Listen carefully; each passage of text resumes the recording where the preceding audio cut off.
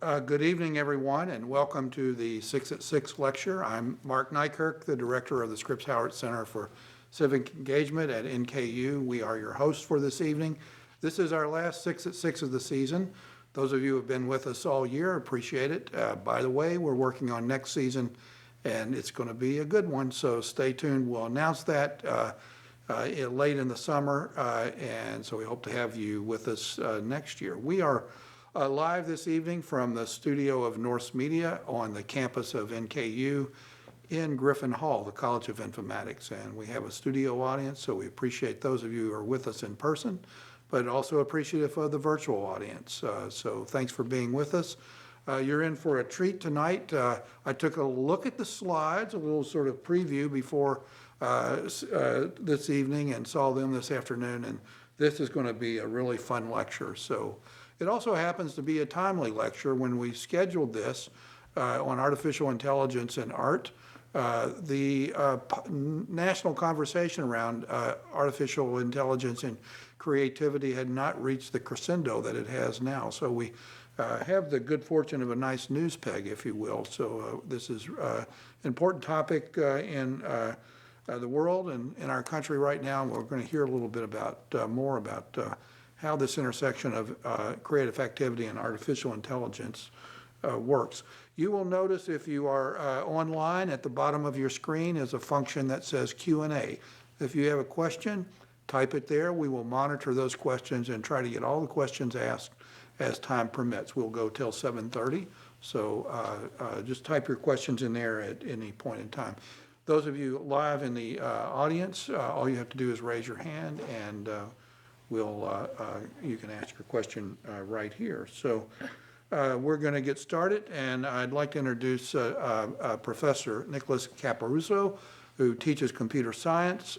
He's in this building, and I can tell you that anytime you go by his office, he's there. I don't think he ever goes home. He's a workaholic, and very often he has students in the office because he's the sort of professor that interacts with his students a lot. So in addition to his intellect on the matter of artificial intelligence, he's just a fantastic member of the NKU family. So please welcome Nicholas. Thank you, Mark.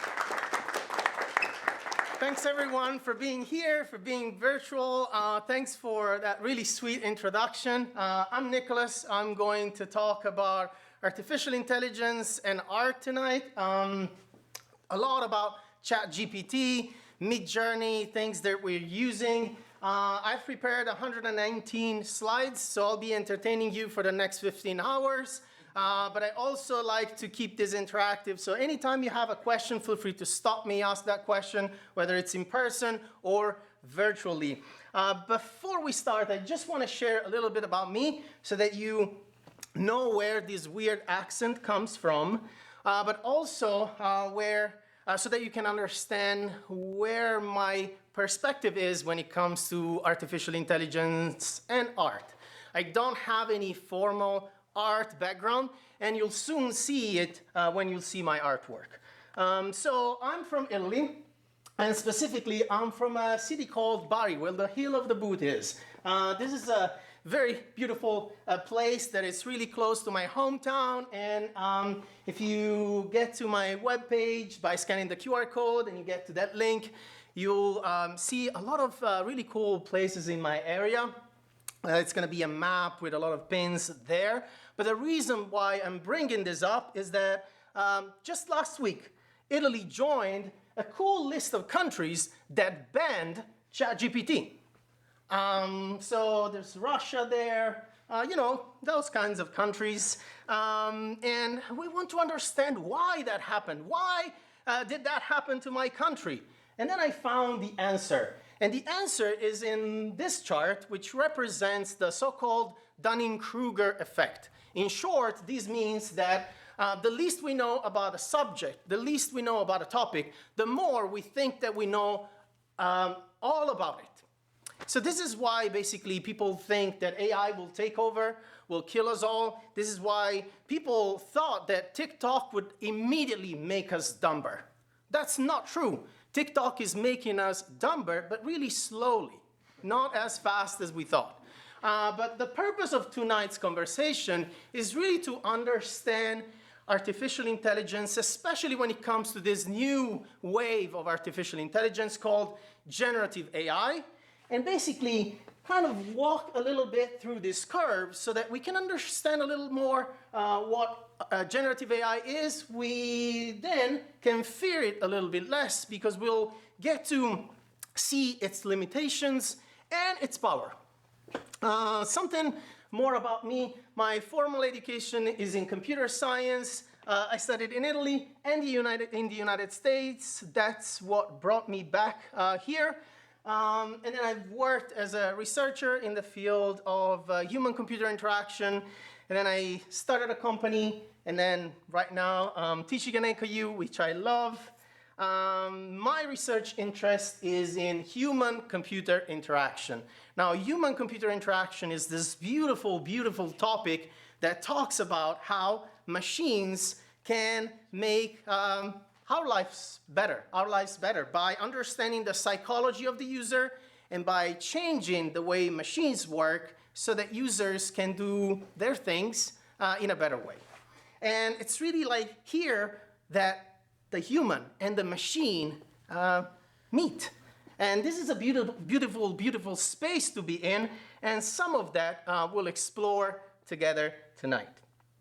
One of my past projects involved the creation of this device, which is basically a communication device for people who are deafblind. And this is where an application of human-computer interaction really takes place, developing some kind of technology that enables people who cannot see to communicate through languages that they already learn and use. So it's really going to be a lot about the human side of technology and some about the technological side. The technical side, I will try to do my best to explain how generative AI works in a very simple way, but we'll see if that works. In my free time, I like to write and play music. And the reason why I'm saying it is not to brag about my really awful songs, but just to let you know that even if I'm a nerd very deep inside, I also have some kind of creative side which brought me to the space of artificial intelligence and art. I started painting a few years ago. I'm still trying to find my voice there. And this is where I found that AI is really useful, helping me think about what's my style. Do I have to go more kind of realistic, or can I just explore with materials? I'm using coffee here, with shapes, and then with how to interpret human faces and all of that. And then during the pandemic, I've tried to collect a bunch of poems that I started writing at the age of 15, and then I've condensed them in a book, which unfortunately is in Italian, but here we will find just a little translation of one of my poems that talks about friendship. And you'll see more about that and how that connects to the topics. So as of now, you know that I have a technological side and a creative side. And that's what I'm going to talk about next. The relationship between innovation and art. Because we cannot understand the role and importance and impact of artificial intelligence on art and vice versa if we don't understand how innovation and art are closely related. Because otherwise, again, we'll be thinking, oh, technology is going to destroy all artists. That's not the case. Technology enabled art since the beginning of human history. I really love this quote. I cite it everywhere I go. All my students know it, learn it by heart. Every time I meet somebody at the gas station, this is my icebreaker. So we shape our tools, and thereafter, our tools shape us. This is what human-computer interaction is for me, is that kind of co-evolution between the human and the machine, even if the machine is a very simple tool like a blowpipe. I will start by showing you a little piece of art that was developed thousands of years ago. This is a cave in Argentina featuring one of the first examples of art. Now, the reason why I really like this compared to people drawing buffaloes and hunting scenes is that here you really see an innovative tool, or a tool used to make art. A blowpipe, and people were putting their hands on the walls and just blowing paint on their hands to create this beautiful piece. And what this communicates is, first, that some people thought about how to use a tool that was used probably for something else, like shooting darts at animals, for a good purpose. Not for killing, but for creating. That's absolutely amazing. The second thing is that this is not just one person drawing and teaching, but this is actually a community work, bringing people together. And then the result, regardless of the process, is just amazing. It can talk to us. This is one of the first examples of how technology, even a basic one, influenced the creation of art. But there's more. This device was invented, and when that device, the perspective device, was invented, art really changed. From Renaissance, you can see that the perspective is really, really accurate. And that's because people started looking at a scene through the same specific angle. So they wouldn't be moving and going around and then drawing like weird corners that didn't match the original ones over the time that they spent building the artwork. But they had the same kind of target seen from the same perspective, which allowed them to draw things more accurately and beautifully and make scenes richer and more engaging, like this painting from Raphael. Now, there's a lot of debate about this painting, which is the girl with the pearl earring, which I got to see in person 2 weeks ago in Washington. But some people speculate that this was created with a device called camera obscura, basically a dark room where light filters through a small hole that enables the scene outside the room to be projected on the wall, so that the artist could project the scene on a canvas and draw on the canvas. That's beautiful.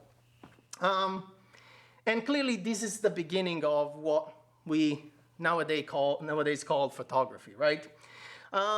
This other device, the so-called camera lucida, is basically a piece of glass that's angled 45 degrees with respect to the subject, and basically mirrors the image so that the person drawing can see the original image, and through the same piece of glass can see where they're drawing. So basically it superimposes the original image on the canvas and they can draw. And this was used by this guy who painted this one, Captain Basil Hall. And by the way, this is a picture of a shipping port on the Ohio in Kentucky. So this was used to create something that happened very, very close to us.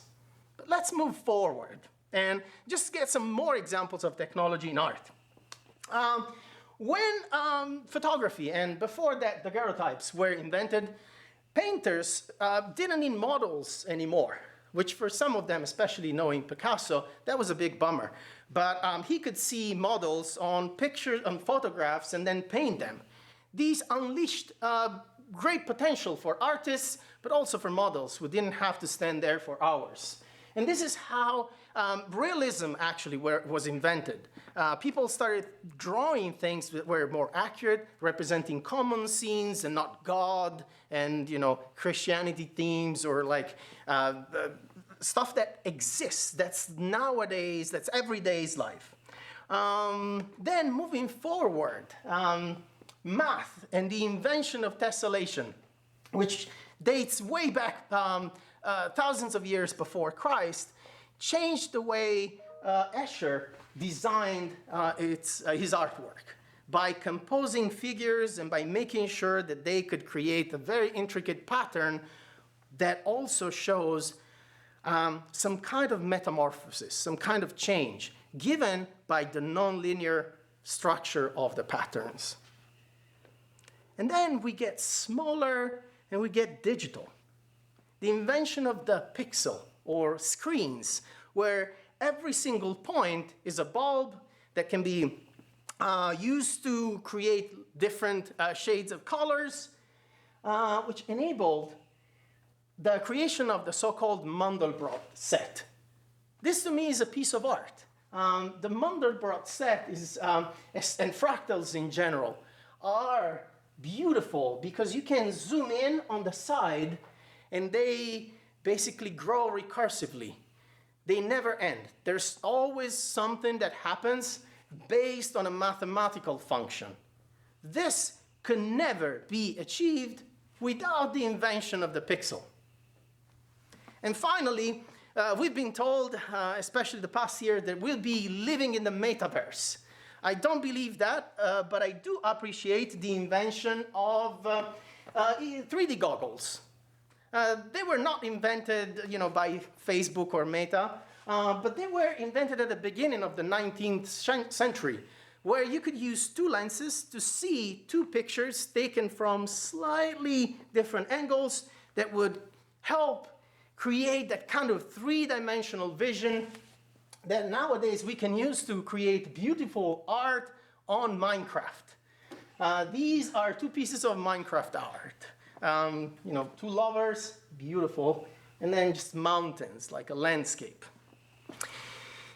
So by now, we know that there's a strong connection between technology and art. And actually, art did not destroy technology, and actually made more art possible and made it possible for us to enjoy art. But the problem with all of these is that there was always a human behind the process. This generative AI is taking that thing from us. The creative aspect is not human anymore. It's the machine that's making that. Well, we'll see it. And that's when I start talking about generative AI. And we'll understand a little bit about how generative AI works, especially when it comes to images and art. And then we'll get to see some examples of the use of generative AI and applications of generative AI in a couple of art projects. In preparation for this talk, I asked a generative AI to design a collection of photorealistic images representing a conspiracy theory about Pope Francis visiting an alien civilization instead of being hospitalized. Past week he was hospitalized, that's what they say. What actually happened was this. So he started preparing for a space mission by wearing a really cool outfit. Then he checked his route using super advanced alien technology. Then he got a spacesuit on and was sent to space, where he met with the head of an alien civilization and with all the other peers. He looks pretty worried there. They had a good time. They even played some board games. They gambled some. He won. And then he prepared to return home just in time to be dismissed from the hospital. These are all images created by AI based on this one piece of text. So generative AI is basically a way to create some content from scratch based on some kind of input, which we're going to call prompt, that we give to the AI. And you might say, well, were these images in a way sourced from the web? The answer is no. These images were generated from scratch. Think about generative AI as the difference between ChatGPT and Google. When you Google something, Google retrieves documents that exist on the web somewhere. When you ask something to ChatGPT, ChatGPT comes up with a completely original answer based on documents it has learned from. In the same way, those images were designed from scratch based on pictures of the Pope, pictures of aliens, drawings of aliens. Hopefully nobody took pictures of them. Pictures of spacesuits and all of that.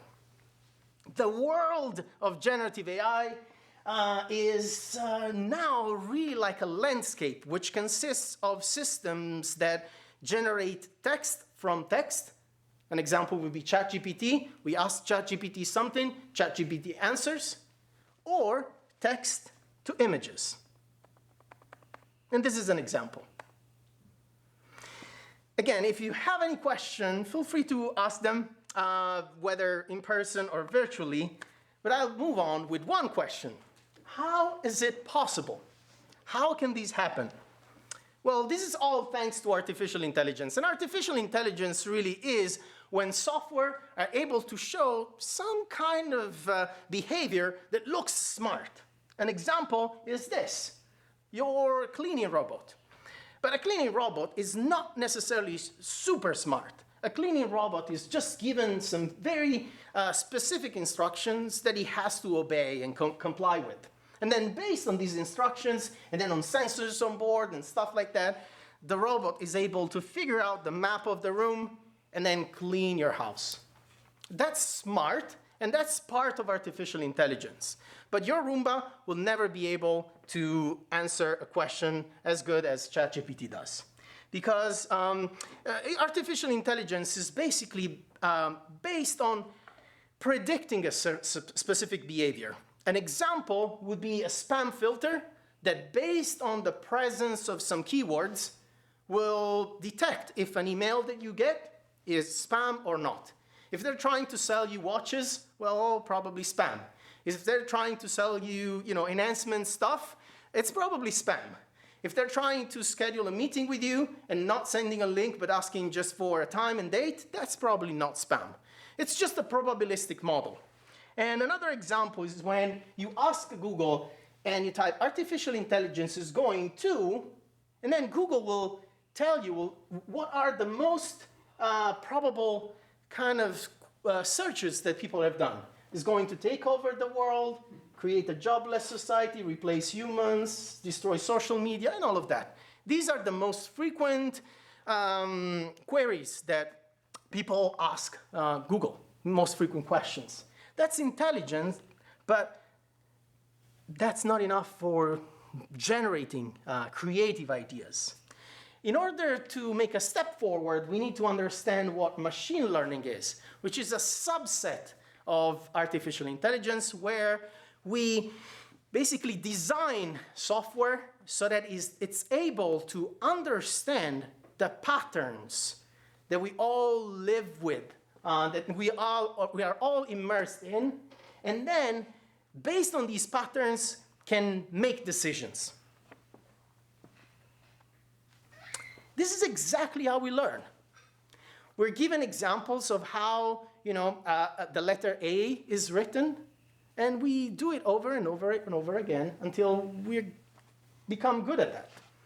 We're given examples of what an elephant is, and now we're able to understand and recognize an elephant. And that's because we start recognizing the patterns in images. Examples of machine learning are, for instance, systems that teach a computer to play Pac-Man so that it always wins. And this can be achieved by basically giving Pac-Man a reward whenever it eats a little piece of food without being killed by a monster. The computer will try to maximize that reward until it's able to avoid all the monsters. There's a lot of complex coding behind it, but that's basically the mission of machine learning, enabling computers to figure it out based on a set of rules and to learn from these rules, to adapt. And this system can be used to train a little robot to walk without giving it too many directions. We can simply say that the robot has a specific configuration and it can use these two little tools that the robot doesn't have any idea of what they're called to get from point A to point B. Now, there's a pretty cool video that I linked here, and I won't play it now for time concerns, but you will see how many times the robot fails until it figures it out. Does it remind you of something? How many times did you fall when you were, learning how to walk? And that's exactly the same process. The robot learns that it doesn't have to jump in order to walk. It has to put one leg after the other and balance the weight until it gets from point A to point B. And it can be used or transferred from just virtual stuff to much more scarier stuff like that. But the concept is exactly the same, rewarding the robot as it jumps the log effectively and punishing badly when it doesn't. There's a video on the internet where you will see all these types of robots, the Atlas and the little dog, being kicked and slammed, and people trying to have them lose their balance and basically messing with them. Not just to harass them, bully them just for fun, which would explain why Terminator would kill us all. I wouldn't blame them, but just to make sure that they add some kind of unknown to the learning process, because that's how we learn.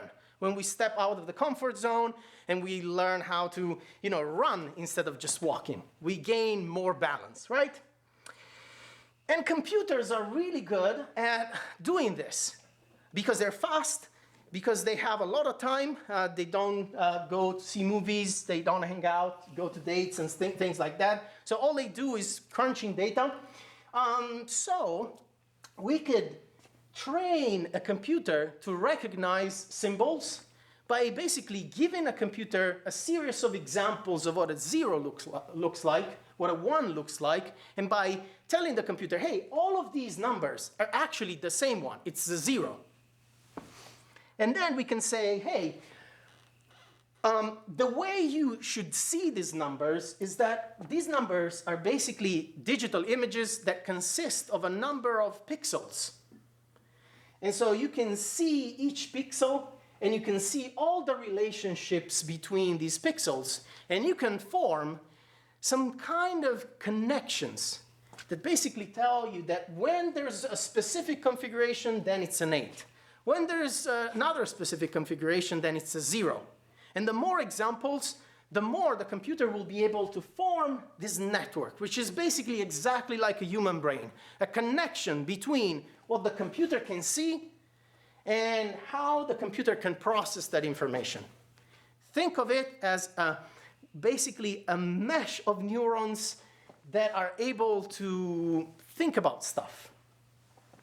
The more examples you provide the machines with, the more these connections will be stronger and faster.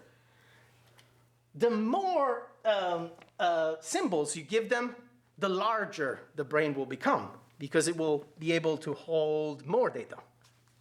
So instead of just numbers, we could give the computer some images. For instance, duck. We could give the computer examples of duck, and we could give the computer examples of what a duck is not, a rabbit or other weird animals. And then we could build a model that, based on the knowledge of duck and non-duck, we can show the computer a different picture, and the computer will tell us duck or not. When we train a machine learning system, we basically create software that is able to categorize stuff. That's what machine learning is really used for. Seeing patterns and making decisions by putting a configuration into a category. Duck, nor duck, 0, 1, A, B, C, and things like that. Regardless of the complexity of the image, within a specific set of parameters, which will be clear in just a second. So the computer, when we'll give it a duck as an input, will basically form a complex network that will look at, is it yellow? If it's yellow, then it might be a duck. If it's another color, maybe not. Does it have this kind of shape? So, color, shape. Does it have a beak? Does it have wings? Does it have 2 legs? These are all parameters that the machine uses to understand duck versus non-duck and create this huge brain, learn what a duck is, so that when we show a picture, the computer can say duck, non-duck. And it can be used for detecting objects. This is a picture from Rome, closer to the Vatican. The computer is able to understand an object from a person. Basically categorize images into baskets. That's pretty easy. Imagine this process taken to the extreme. Again, computers have a lot of free time, so we could give them a bunch of examples of ducks, airplanes, automobiles, birds, cats, bears, dogs, whatever. Deers, not beers. And then, based on this, the computer's brain and the machine learning system will become smarter, bigger, more powerful. The more examples we give, the better it will be at recognizing that specific example. The more difference between all the examples, the basically more powerful the system will be. Whenever we pass an image, we typically label it. So we say, this is an airplane. But we can also say, hey, this is an airplane during the day. This is an airplane flying. These are two airplanes. This is a gray airplane versus a white airplane. This is a jet versus just an Airbus for people. So we can give labels that represent the image very specifically. And again, the computer is able to recognize that with a certain probability. Sometimes it makes mistakes, but also humans make mistakes. It's exactly the same process. We're training computers to be smarter, learn on their own. I've already talked about the importance of the number of examples and the importance of the complexity of the network, which is based on the different types of examples. That makes the network more complex, but also the importance of telling how many features, how many parameters we're looking at. Legs, shape, color, beak. We could add more stuff to it. Position, shape, if it has water or not, that all contributes to detecting duck versus non-duck. Machine learning can reach a point where it can do so much, but we would always have to label the images, provide the system with images, and we would always have to refine the kind of relationships we're looking at. What if computers figured it out themselves? That's exactly what deep learning is. We provide computers with way more examples, so based on the examples and less labels, computers can figure it out now. Because if they know the difference between duck and not duck, if they know the difference between day and night, they can figure the difference between duck and night, duck during the day, non-duck at night, non-duck during the day, and all of that. Who's this guy?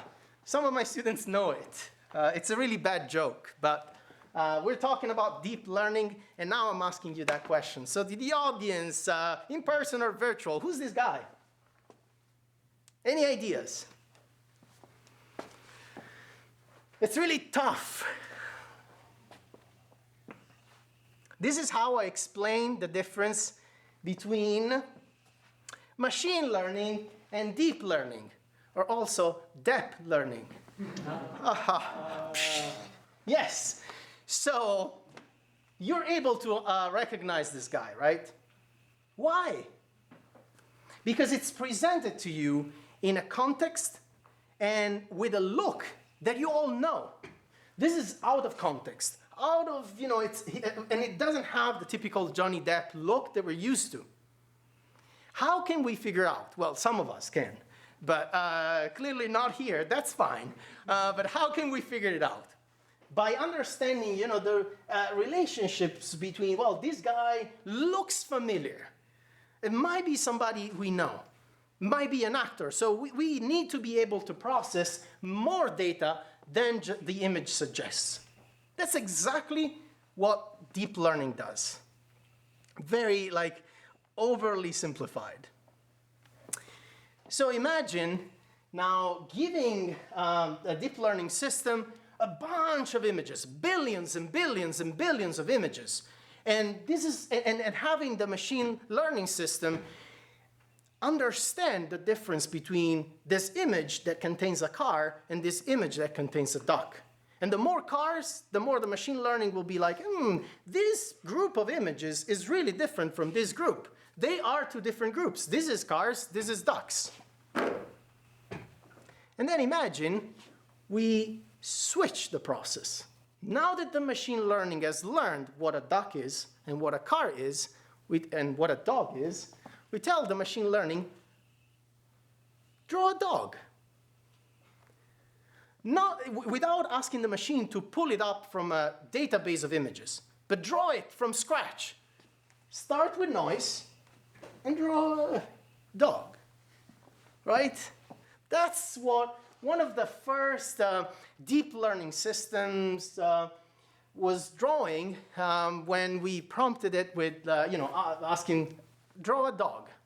This was called Deep Dream, was developed by Google, and it came up with all sorts of psychedelic images featuring weird stuff because it was trained with all the images. You could see some kind of dogs here, but also you will see other shapes that belong to other animals, a lot of eyes, because for the deep learning system, eyes were one of the very recurring feature in dogs, humans, animals of all sorts.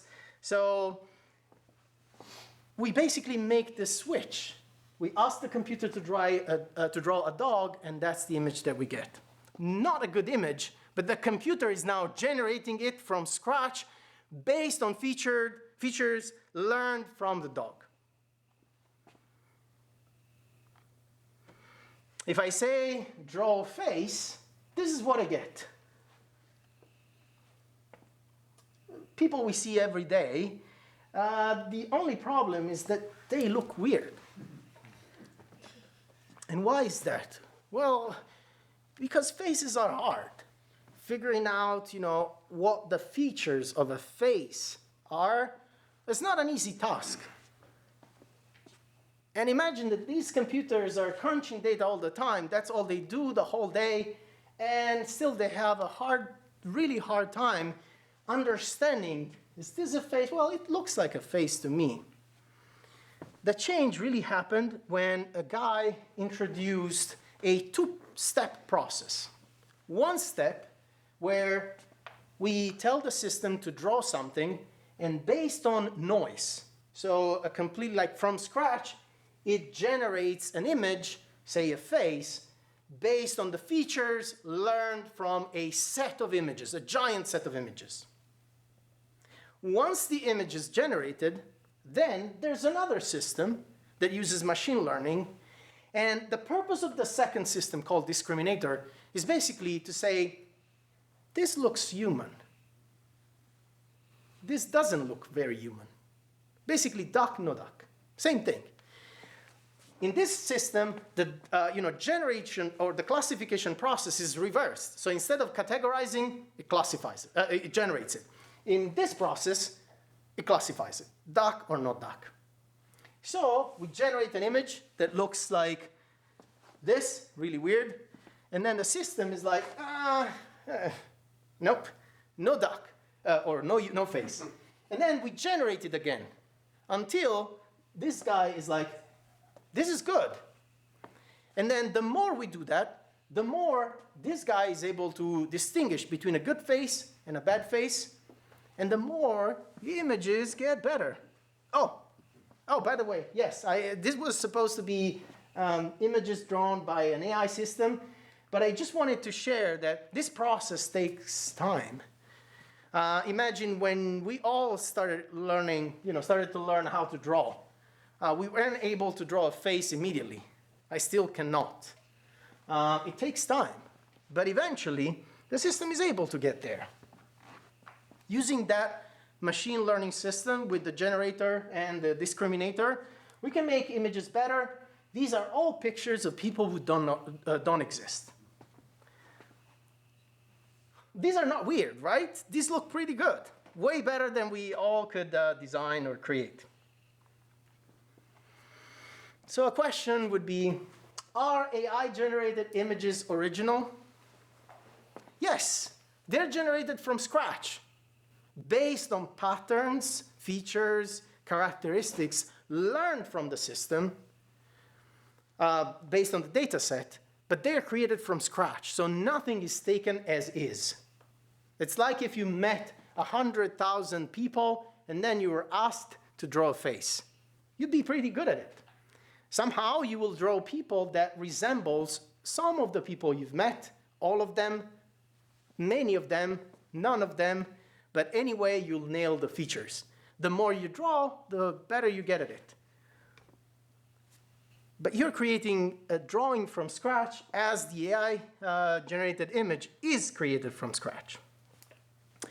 And not only you can create an image, but based on the same type of image, you can change some features. So you can have the same type of face, but then you can change some styles. So you can have, different skin colors, glasses, woman, kid, and then, younger woman, and then younger guy without glasses. And same thing here. Same thing here. So the same image can be generated with variations. Why? Because the system has learned what glasses are, what beard is. So now it can add beard to a woman and make it more manly, or vice versa. So we might be like, okay, but what about privacy? This is a big concern for all of us. Well, yes, but the thing is that these images do not represent anybody. The people you've seen might remind you of some friends or people you've met in your life, but these people do not exist. So there's no images were stolen from anybody. Any questions before we enter the world of AI-generated art?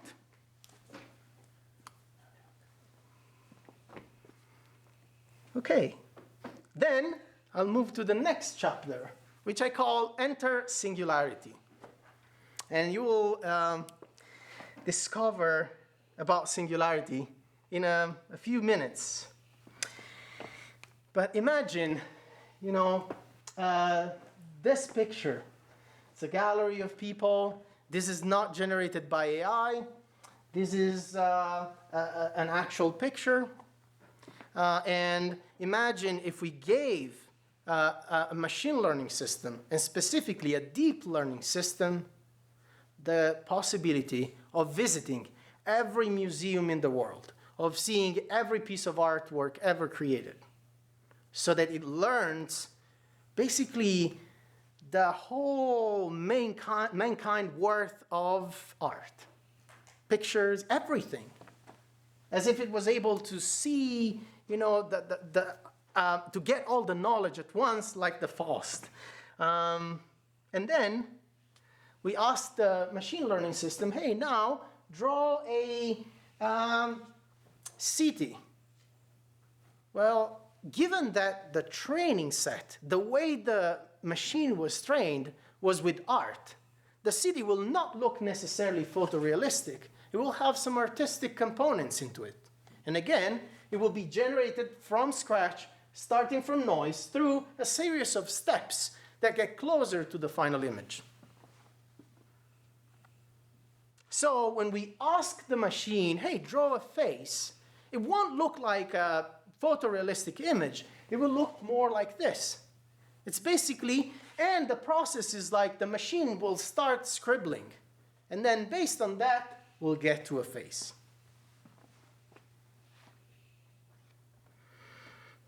And it can get more complicated. We can ask the computer, the machine learning system, to draw portraits. This is a group of very early stage portraits that were drawn by a deep learning system in 2017, 2018. So kind of still, not necessarily super artsy, but again, the machine learning algorithm is getting there. It's still learning, way better than some of the artwork that I'm going to show you in a few minutes, of my artwork, actually. Still, one of the paintings designed by a machine learning system was sold for $432,000 in one of the art auctions held at Christie's. So by a big selling house. And why? Because for somebody, that was already the output of a process that had art in it. Even if the result, not the best. How did the system change in the past year? Well, we've learned that we can give the machine a text prompt, draw a face, draw a dog, draw a portrait, and the machine can create a face and something more elaborate than that, a portrait. And then it can add stuff to it, like generate different portraits of different people with different pieces of clothing and in different poses and different situations. What happened in the past couple of years is that the models, the language models that deep learning algorithms use for understanding what we tell to the machine have improved. So basically, the machine is able to understand what we tell it way better. On the other hand, machines were being trained with more data, so they were learning more. So getting more skilled and being able to understand more about our language. So nowadays, we can tell a machine, hey, design an art gallery full of famous paintings.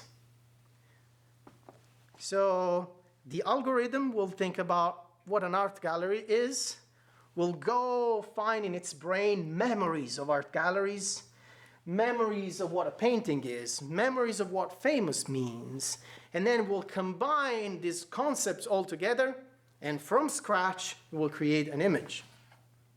And it will present it to us.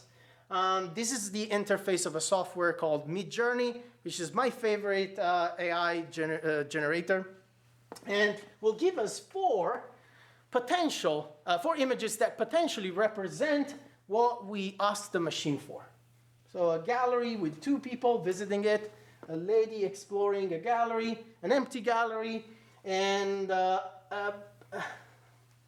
mix of pictures, some of which are taken exactly from famous paintings, some of which are a gallery, and some of which are an alley that probably were associated with the concept of gallery in some language. So again, machines are not necessarily 100% accurate, but this is an idea, and you can compare how accurate these pictures are compared to the portraits and how more realistic and better are.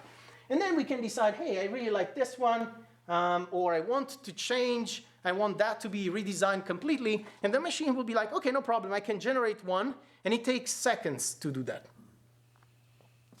We can select images and be like, hey, I really like this one, or maybe I like this one. And these are actual images generated with an AI system based on the prompt that I showed you. Draw a gallery full of famous painting. Somebody was letting me know that the faces here look really creepy, as you can see. Yeah. That's basically artificial intelligence trying to suggest that it's really evil and at some point will take over the world. So it's adding hints there so that I told you, you didn't get my clues, but that's it. Faces are really hard. That's the whole point. And if we're not satisfied with this type of image, we can rework the initial prompt, the initial input, so that we can get more specific and the machine can get to a more accurate representation of what we want. I like these, but I really want something in the style of Van Gogh. So I can tell the machine, hey, imagine an art gallery full of famous paintings in the style of Van Gogh now. And these are some of the results. This is one of them, completely generated by AI. This is another one. Pretty cool. And I created these two for this presentation, and it was the very first output that I got with the new prompt. So I was like, oh, whoa, this is amazing, right? So the point is like, well, are AI-generated images art? That's a big question. Is this art? I didn't do anything. I wrote the prompt. Is this art? And when it comes to artificial intelligence, there's this quote that I really like from a guy who is a computer scientist. He invented a lot of really cool things that we currently still use in computing. And it's like, the question of whether a computer can think is no more interesting than the question of whether a submarine can swim. Basically, we shouldn't necessarily care about if AI-generated images are art, because art is subjective.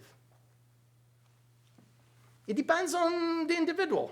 Somebody likes Picasso, somebody likes Francis Bacon, somebody likes Escher, somebody doesn't like art at all. So who am I to say this image is art, this image is not? So really the question becomes, how does this whole thing changes the landscape of art? Well, in order to answer the question of AI, if AI-generated images are art, I use these 4 points. Are the images original? And now you can understand and answer that question. Are AI-generated images original? Yes. Yes, because they're created from scratch. Are the images unique? Every time the algorithm comes up with a new image from scratch, from noise, all the images are different from one another. We can ask and force the AI to come up with 2 very similar images, but by the very nature of the process, the 2 images, or any images, are going to be different. Is there a creative process? That's the main point. I can just type 1 sentence and then get some image and be like, I'm done. But that doesn't necessarily mean that I've produced art, because it can be something that only consists of a very creepy face that some of us might consider art, though. So really this question is like, it depends. As with any type of art, there are pieces of art created by computers, fractals, for instance, completely generated based on a formula. But is there a creative process? Well, kind of there is one. And then, does the artwork communicate something?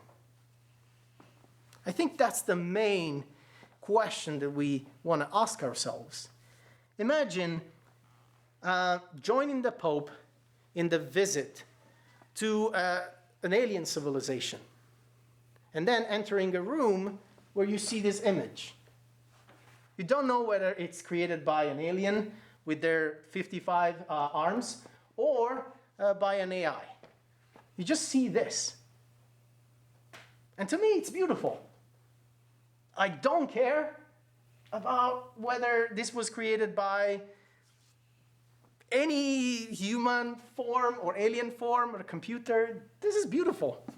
I would frame it and put it in my office. So, yeah, to me, some of it will, some others won't, exactly as it happens with any type of art created by humans. And it will also depend on my mood. Some days I would really be pissed, and so no artwork would please me. This piece of art was generated by AI and won an art competition against humans.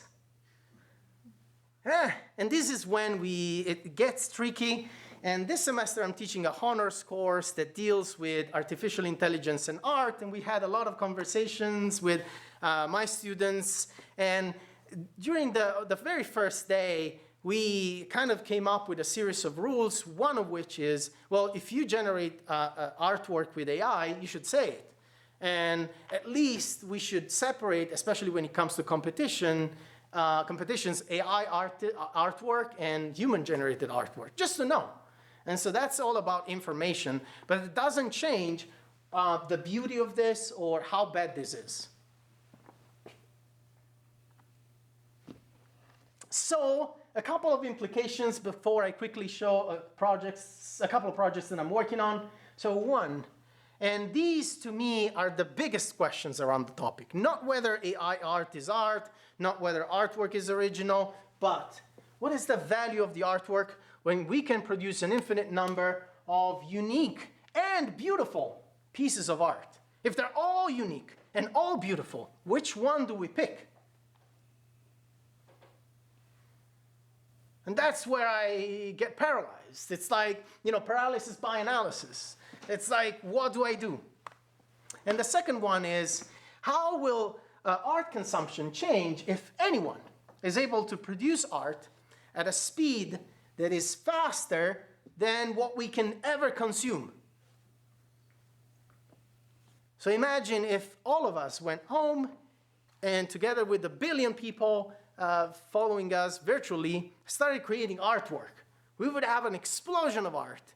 And basically, I think after a while, what would happen is that we would become our own audience, more and more. And there would be still collections of really cool artwork, which is exactly what happens with my own artwork. I'm my own audience right now. And some of my artwork might be good for some people eventually, and when I'll be dead, they'll all sell, and I'll be regretting that in my afterlife. But these are questions that I will leave to you. When you Google the word singularity, you find a lot of stuff, but there's this concept of mankind reaching a point where we'll be able to develop a technology that will be good enough that it will generate new ideas way better than humans can do. And at a speed that humans won't be able to keep up with. That's called singularity. And that concept was hypothesized by a lot of really cool people, including Stephen Hawking. And basically, we are innovating at a speed, and then that speed becomes uncontrollable. Innovation gets out of our hands. We produce more innovation, which is good, but, too much. And I think generative AI gets really one step closer, if not already there, to that point. So we're right, opening the door, we have a foot in there, and this is exciting. So we need to understand beyond, these bigger themes, what are the everyday implications, like fake news. I could have written an article about the Pope and a conspiracy theory article that, the Pope was never hospitalized. This is where he was, right? So we need to make sure that information, that we are mindful and we can understand, and we need to be more informed. With great power comes great responsibility, to reference a famous movie, but also copyright issues. And when I talk about copyright issues, I'm not talking about how can I use the image? Am I able to use the image? Because I think, given what we talked about, that the images are generated from scratch, basically nobody should be the owner of that image, or at least the one typing the prompt and basically appropriating the image should be. But I'm more referring to how machine learning systems learn from data. There's a current lawsuit where Midjourney and all the companies developing AI algorithms are being sued by artists who say, hey, you've trained your system using my artwork. I did not give you permission. So I think artists who don't want their artwork to be used for training should be protected. And there are algorithms who are kind of scrambling the data, watermarking the artwork to prevent AI systems from doing that. But at the same time, we could have, as humans, we could have stepped into a gallery, seen some kind of artwork that the author doesn't want the machine learning to learn from, and then go home and use that as an inspiration for a new piece of artwork that references that artwork, and there's no machine learning involved, and it's still original, it's a reference, and it's still okay. So this is kind of a secondary problem to me, although I respect artists and their ownership. Any questions? I'm reaching the end of this conversation, or probably just the first hour, so we have 14 more. In the next 14 hours, I'm going to talk very briefly about 3 projects that I'm working on. So the first one shows how I use machine learning, and specifically AI-generated art, to get inspired, find a voice, and find a joy in all of this. One of my poems talks about hourglass, and basically the moment when you turn the hourglass.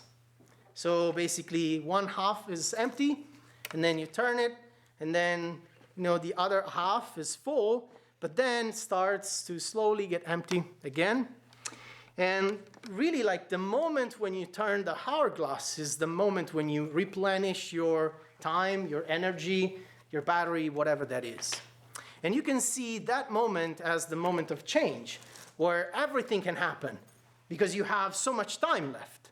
But also it's a scary moment because it's that moment where you're tipping things, and then you have so much responsibility because you have to use that time wisely. It's the moment when you decide how to use that time. It's the moment when, for instance, you apply for a job, and then they tell you, hey, you're in. It's great, but then it's like, what if it's not a good fit? What if I won't be able to deliver? So basically, that's the moment. It can be applied to many situations, including relationships, like when you start a new relationship. It's awesome, everything is great, but also it's scary. You don't know the other person. So I came up with this poem, and then I really wanted to make a painting out of it, and so I asked the AI, hey, help me do that. And this is what the AI came with, people dancing, cheering, all of that. I don't know why.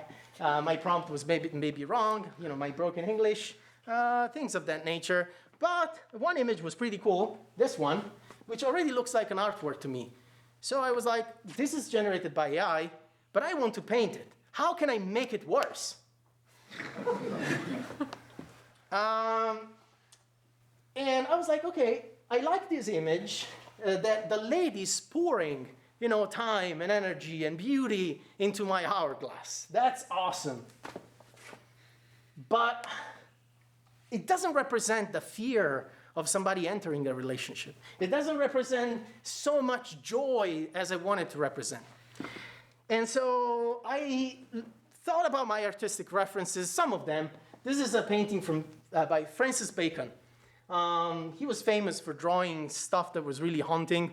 This is the painting of a pope. Again, like a very recurring theme in this talk, but you can see how, like, the pope here is screaming. This represents terror, and this has a lot to do with Francis Bacon's life and his relationship with Catholicism and all of that. But at the same time, this is a painting from Klimt. It's basically, gold and, this hug and basically love and all of that. So I was like, okay, the AI-generated images, what I want to paint, and then, again, how can I make it worse? And here it comes, the final result. Pretty poor. I don't care. The process matters to me. And maybe somebody will like it, somebody won't, but this is what I painted out of it. Very simple, very childish, because I wanted it to be that way. I didn't want it to be realistic, because that's how, I thought about that moment. I thought about, like, this golden moment, but also this moment full of fear that it's like, I don't really know what's going on here. So that's what I came up with. And again, whether it's artwork or not, for some people will be, for some people will not be, and that's fine. But I just wanted to show you like the process and how AI can stimulate creativity, contribute to making it better or worse, and create that kind of human-machine interaction that I've talked about in the beginning. Another project that I am working on, and I hope to work over the summer with awesome students that I've interviewed last week, deals with one of my favorite books from Italo Calvino, an Italian author. 2023 marks his 100-year anniversary of his birth, and 2022 was the 50th year anniversary of this book. And what this book is basically the tale of an explorer visiting 55 cities. And these cities have very beautiful phantasmagoric architecture, something that really is mind-blowing. And through every city, there's a different tale, a different perspective that basically describes the architecture, but also talks about perception, memory, time, desire, space. Basically, it's something that describes humans through a journey through architecture. Architects love it, I love it, and people who study literature love it. And so I was like, well, I can use AI to represent the images, but if I draw stuff based on what the AI think, it's going to be through me. And I don't want that. I want something that's as close as possible to, and as detached as possible from my perspective. I don't want to step in. I just want the author's words to emerge from the stories. Many artists try to represent these cities. It's really hard because of their architectures, and you will see why in a couple of seconds. But this is some artwork. Pretty cool, not as cool as mine that I've shown you previously, but people try to use 3D, black and white drawings, and this is what my project is about. Like trying to be the least subjective as possible, and then visualize the environments, even if ultimately the architecture wouldn't matter that much, but just to give them a way to immerse themselves in the book, discover the book, and enjoy it. And again, it's just a pastime of mine. These are some of the images that I've generated just to test if I could do it. And again, I'm hoping to work on this project and generate more throughout the summer. This is the city of Diomira, where basically the explorer goes in the morning and starts visiting the city and spends the entire day exploring the city. And the city has these towers, and one of them has a golden rooster that every hour does something on the tower. Then the explorer goes on and visits the markets at night. And then as he explores the city, he's like, after seeing all these images, at the end of the day, he's like, maybe I've been here. Because that city becomes familiar after one day of exploration. This is the city of Isidora, where all the buildings have, are designed in spirals, and where basically the reader tries to the explorer tries to find its way into the city across this place where things happen according to a structure. This is the city of Zaira, where buildings look like sponges because they represent the memory of the inhabitants. So they grow bigger, or they shrink, they get wet, they become dry. This is the city of Dorothea, that has very specific structures it's like made of a number of canals, bricks and things like that. And you can see some of these pictures, again, generated by AI, using the words of the author without any human intervention. This is one of the markets with all the goods. This is the city of Anastasia. This is the city of Despina, where you can approach from the desert. And if you approach this city from the desert, it looks like it's a harbor with ships ready to sail. But if you approach it from the sea, all you see is basically camels and something that reminds you of the desert. So depending on where you come from, you look at a city with a different perspective. This is a city of Fedora, where that was imagined as a really beautiful city, but then when it was implemented,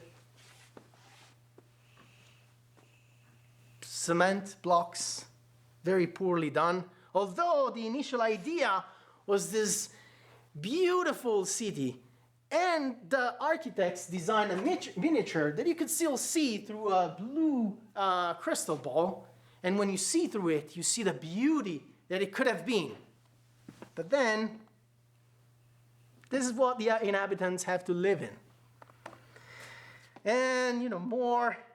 So basically, what I'm trying to reach is this concept of AI-ception, generative AI-ception, where I don't do anything, but I I extract words from the book, I use ChatGPT and other tools to engineer the prompt. Then I have Midjourney render them, and then I evaluate whether this is artwork that might look good for me or not. And then using this process, I reason about generative AI, what is art, the value of art, and all of that. These are other images representing Isidora. Again, all really beautiful stuff that I would have never been able to come up with. The last topic that I want to discuss is this semester's class. So at the beginning of 2022, I started talking with the dean of the honors college, and he was like, you really have to teach one more class in our college, and you really have to do something innovative. I'm like, well, it's there's very little I can do. But then I was working on this generative AI thing, and I was like, well, this is new, and students might like it. And so I started talking with the dean. We decided that I would teach this class, and I had no idea of how to do that. And then I met with Mark Nykirk, who suggested, hey, this all AI art concept can really benefit the community. So what if, this process had a purpose? So not only students will learn, an innovative concept, but also use it to work with local communities and create something of value for them. In the meantime, again, generative AI algorithms improved, and so this was really a great time to teach probably its first of a kind type class about AI and art. And I realized it in the middle of the semester, and I was like, wait, this is the first time that probably anybody does it. So I might be failing it, hopefully not, but the great thing is that this was happening at NKU. And I was lucky enough to be given the opportunity to do that, and my students were unlucky enough to be my guinea pigs, which happens. But I've been learning a lot from them and from the projects we've been working on. We're working with 3 communities in Newport. East Row, very historic district with all beautiful buildings. The West Side, kind of a developing area. And then Southgate Street School, which is really like a landmark in Black History and Black Education in Newport. And I told students, well, these are the communities. Figure what you want to use AI for with these communities. And they came up with awesome, awesome ideas. So the group working on Istro is creating a children's book that basically features the houses, but in a very, very cool way. So they're using AI-generated pictures, but then human-drawn characters and blending them together to create a story and to represent all these adventures of the protagonist. For the west side, because it's really trying to develop, and it's an upcoming area, we're really trying to promote the local businesses. And so they're thinking, let's create something where each business identifies with a concept that makes the business, or that gives a business a personality that we can identify with. And maybe go shop local instead of buying off the internet. And then at Southgate Street School, they are using AI to represent the recounts of the alums. Southgate Street School was stopped this operation way back in the 20th century, so there are still some alums, but these memories are fading away because they're aging, and also some of them are passing away. So we're using AI to represent scenes like people playing in the courtyard, or that there are no pictures of. And so we hope that by doing this, we can, create a legacy or show that legacy. So these are some images generated by AI for the Istro project. I'm calling it Paperboy because, again, it's a work in progress. And this is the character. And some of the characters drawn by the students. And they're mixing them so that you can have, the background that's generated by AI, and then the paperboy, the protagonist. And that, to me, is pretty cool. And it's, again, human and machine. That was my goal, and it's represented in this image. For Istro, West Side, we gave every single business a personality. So, for instance, the skate shop would be the outlaw, the renegade. Or a theater would be the jester, because they surprise you. And then there's a candy store, which would be associated with kids and innocence. And and they're still working on their images, and so I was playing with Midjourney. And this is an image that I created for the candy store, which is pretty cool. And so they're still working on these projects. But again, if it wasn't for generative AI, I wouldn't have gone through this journey. And I'll stop it here before it gets too late. I wanted to finish with a picture of me as drawn by Midjourney, but all of them are pretty bad. So I spared you, and I just I'm going to end with a thank you. And with, if you have any questions, I'd like to answer them. A couple of questions from our online community, one of which gets back to when you were talking about copyright and some protections, but a more general question that I think is on a lot of people's minds. What are the safety features that are being built into computers and robots that are making decisions critical to human beings and our well-being? What safety features can we hope for or have? Yes, that's a really great question. So when it comes to, say, systems like ChatGPT or Midjourney, they generate an output which is text or images, and luckily they don't make decisions. But what happens is that, for instance, some words are banned. So if I type a prompt that contains the word blood, Midjourney alerts me and doesn't generate the image. And in some pictures, in the Calvino cities, there was that word. And here, I couldn't generate the image using the original word, and you can figure what the original word was. That's a banned word. So I had to use rooster. When it comes to ChatGPT, Again, they blocked some specific words. So, for instance, I cannot generate any content that has some hatred or can be considered hate speech. But when it comes to safety, it's always, a race between hackers and security in general, and computing, and even in real life. In your house, you put an alarm, and then the people try to figure out how to disrupt the alarm and rob your house.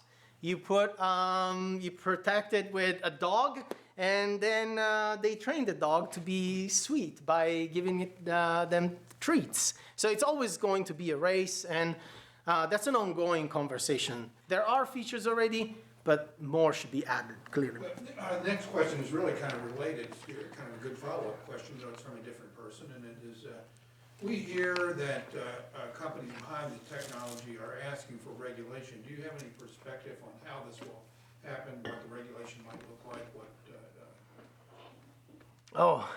I'm really, personally, probably not the best when it comes to regulations. But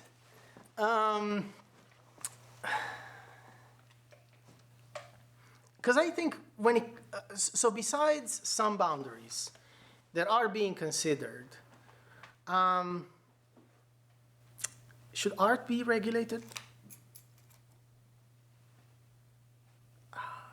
If we think about like Duchamp and the urinal, that created a big, shock in the art world.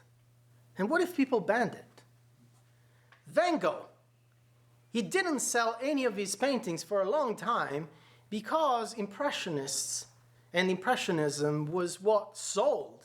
And people his brother actually was like, hey, would you mind like changing your style a little bit so that we can sell your painting, regulating his artwork?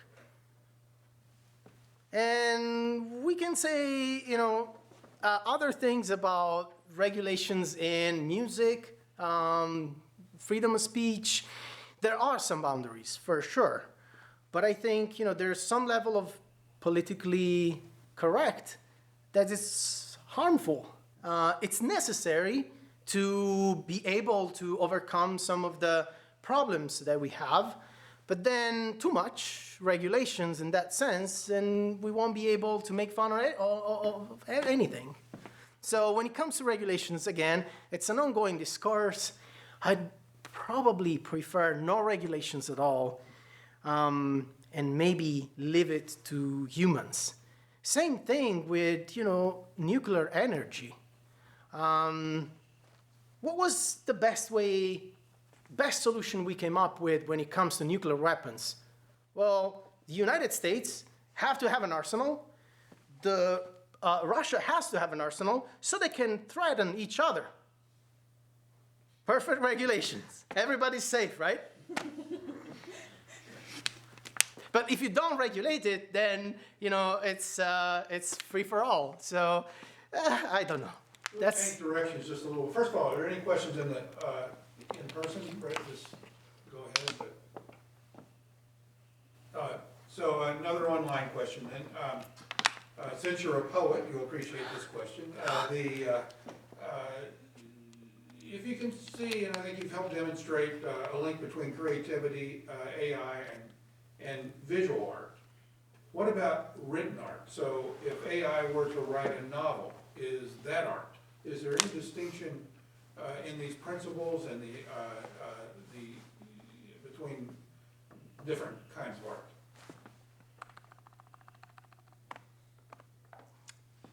So if AI came up with this, and this was not mine, but all generated by AI, the question would be, does this communicate anything? If it does, then it's art. If it doesn't, maybe it's not. If I write a song, if it's a good song, people will like it. If it's not a good song, people will not hear it or play it or whatever, listen to it.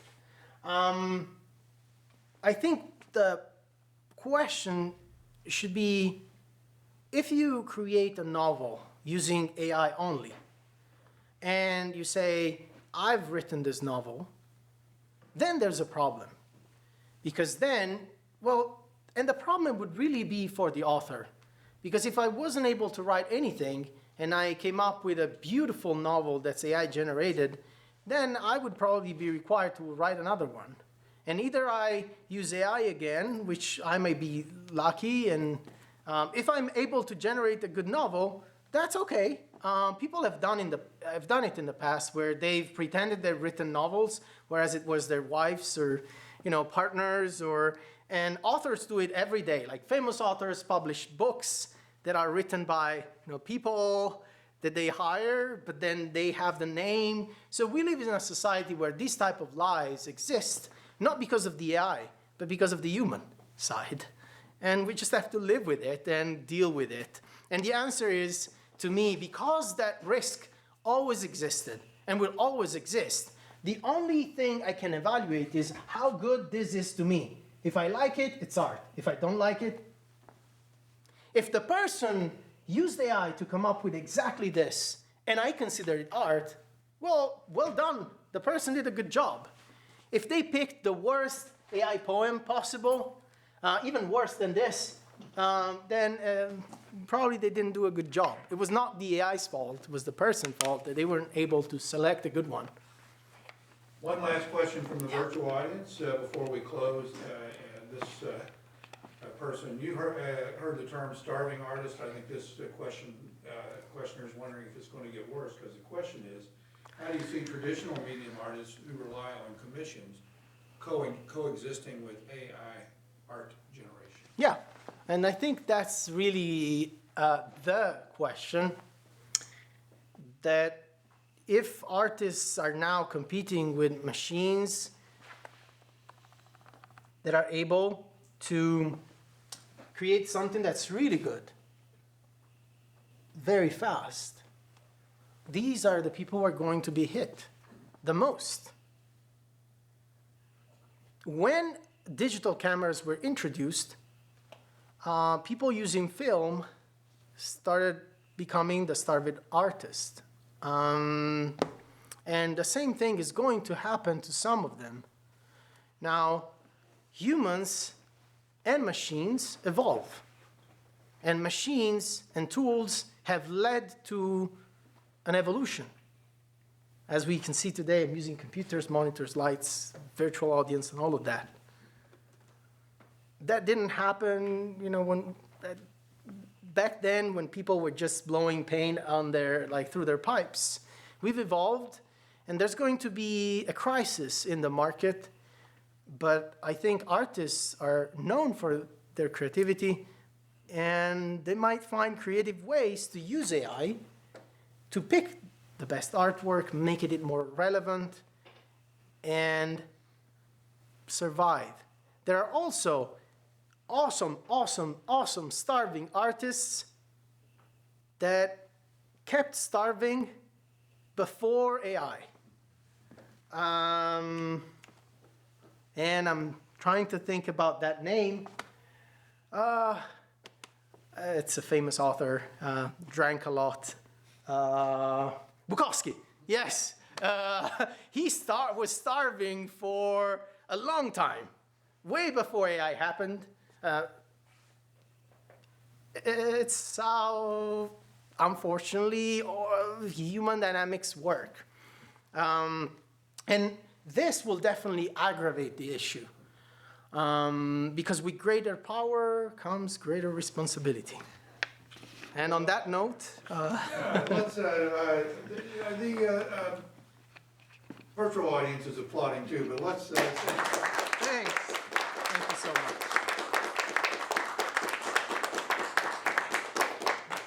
And everybody, we'll see you next season. Bye, everyone. And then I close. No doubt. Great job, Nicholas. Thank you. Yeah, this was fun.